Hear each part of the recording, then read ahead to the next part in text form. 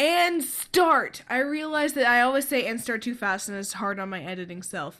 I was just on Facebook, and this person was like talking about how people like never text you first, and like it's such a bad thing. But I've realized that if you're the only one putting effort into the relationship, all it does is like hurt you. Like not even a romantic relationship, just like a friendship. If you're the only one putting in like actual effort, then it's not worth it. Like no matter how much you like them, if you let them go, you're not always gonna like them that much.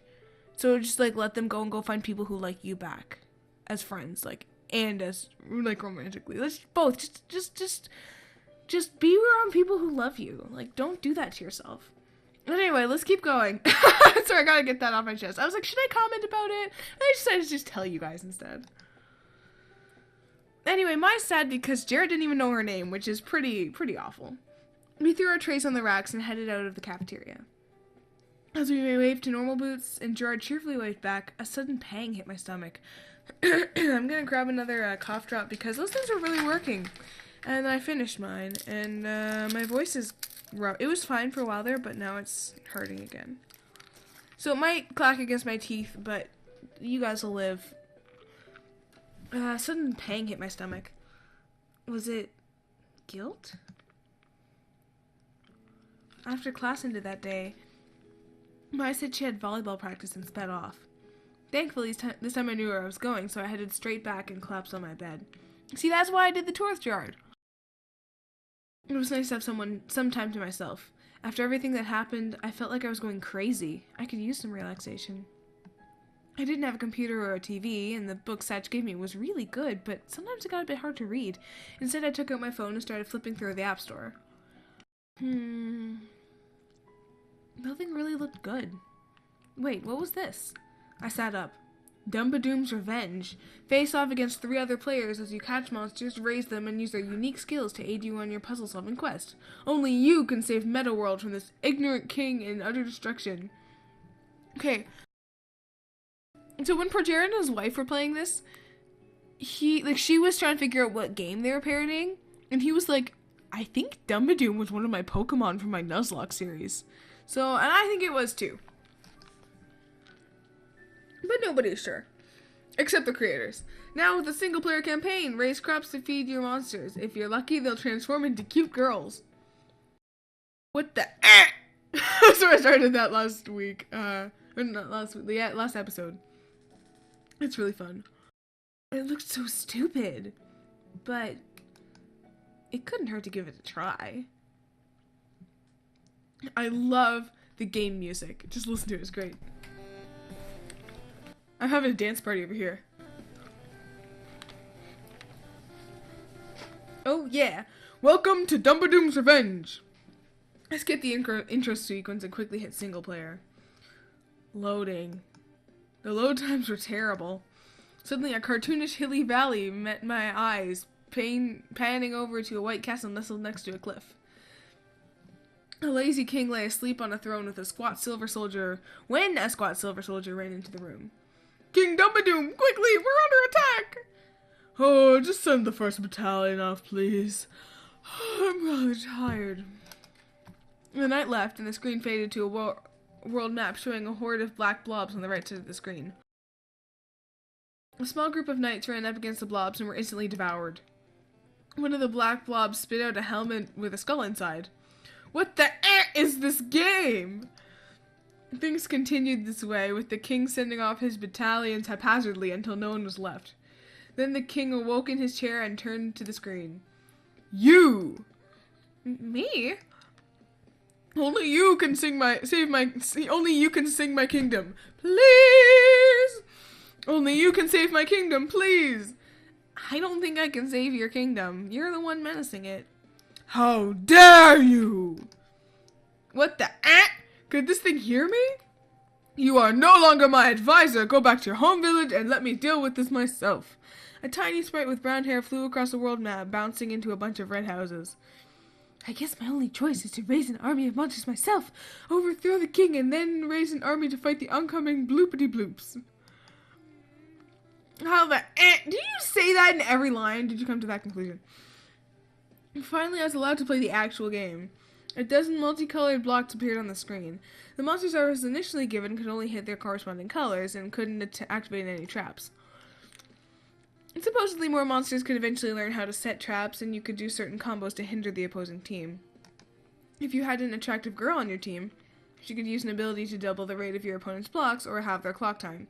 Oh, you should go watch actually ProJared's thing, because his wife is so smart. Like, she was talking about the symbolism in this game. I'm not even gonna go into it, so you can go and appreciate how smart she is. Like, okay, I really like Jared's wife now. She is smart, and she is really pretty, and she's, like, super nice, and she cosplays. I don't know how she managed to get such an awesome woman, but she's pretty amazing. So go check out Heidi. That's her first name's Heidi, and I guess her last name is whatever ProJared's last name is. And you guys probably know that, but I can't remember what it is. But I don't know what her channel is, but maybe I'll link it in the description. Anyway, this just reminded me of that. Go check her out. She's amazing. And ProJared too, if you want. I mean, whatever. But that had a drawback for you too, and could be used as an asset by the opponent. Not to mention that certain color combinations between girls and monsters activated unique secret abilities, and you could also evolve your monsters and feed them things. How the am I supposed to remember all of this? I failed the first few times, but quickly got the hang of it. It was just about being adaptable and maintaining a flexible strategy after all. My eyes started to hurt, and I looked at the time. 8 o'clock? It'd been 4 hours? I had reading to do. I love how they're studying video games. I love it. Oh, I just started Oracle of Seasons on an emulator on my phone. And I wanted to name my character Fuchsia because I make up a character and a backstory like every time I play a new Zelda game. But it wouldn't fit Fuchsia, and I was meaning that to be her nickname because I always give them a real name and a nickname. So I wanted that to be her nickname, and her real name is going to be something different. But Fuchsia couldn't fit, even though it's 6 letters. No, it's not. It's more than that. So I named her Pink because that's essentially Fuchsia. And every time I see it on the screen, it's great, but that'll be a part of her character. It's fine. There have been many tales of times when the moon has fallen on the planets. Oh, I love this. It's Majora's Mask. The Schubert piece floated my radio and made me want to go to sleep, and I toyed with the idea of going to class without finishing my reading. Who cared how many times the moon was supposed to fall, especially when time travel was involved? Hana! I burst in through the doors, flung herself across the room, and grabbed my radio. Hey, where have you been? What are you doing? Give me a second, we're missing it. There we go. But I swear that dog was a living worst. That's why you need a bird, like my lovely Jacques. Watch your tongue. What is this? Shh! So, the time has come to make an official announcement. This year, just like every other year, the Normal Boots Club will be participating in the video game tournament. Woohoo! I love that sound effect. Yeah! Yeah! As PBG applauded as though he were a crowd of 30 people, I shot a puzzled glance at Mai. I hope you guys will be supporting us again this year, and best of luck to our competitors. You guys are going down! And now for some music. Cool. What is this song? I turned down the radio and sighed. Okay, what did you want? What was that? PB and J. It's PB and John's radio show. And the first time I saw this, I was like, no, it's PB and Jeff! But they make allusion to that, so it's okay. They have a radio show? What do they do on it? You know, they talk and stuff and play music sometimes. Everyone in school listens to it. I'm so glad you brought your radio. I forgot mine at home. And a video game tournament? Yeah, didn't you hear them talking about it the other day? No. You're so bad at being friends, Hana. Everyone else just carries the friendship. Come to think of it, I hadn't paid much attention to their conversations. I was too busy worrying about myself. Every year they have a game tournament down at Higamata Mall. Lots of people come to compete, but everybody knows the real fight is between the Normal Boots Club and the Hidden Block Club. Is that what they do? Video game tournaments? Yeah, that's why nobody's ever joined them since their inception. Well, I guess partly they're a group of friends who just happen to make a club together, but also, unless you're really talented, you just drag them down. Ouch.